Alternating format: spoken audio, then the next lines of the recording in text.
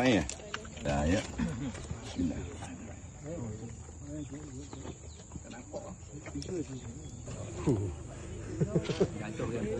Ya dah, masuk di goyang tu kita bawa motor, termasuk juga batu.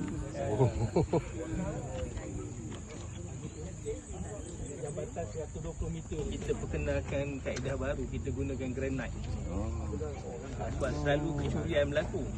Ini salah satu inovasi lah yang kita perkenalkan. Beban only tu apa maksudnya?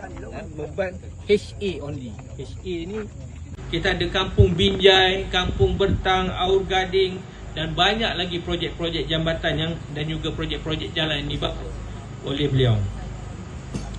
Saya mohon hadirin sekali lagi memberi tepukan yang paling gemuruh kepada Datuk Seri Atas dan Kepentingan yang tidak berbelah bagi.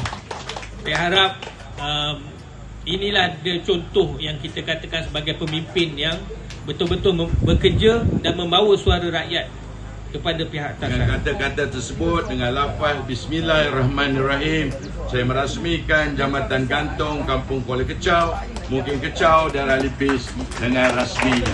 Wabillahi taufiq wal hidayah. Assalamualaikum warahmatullahi taala wabarakatuh.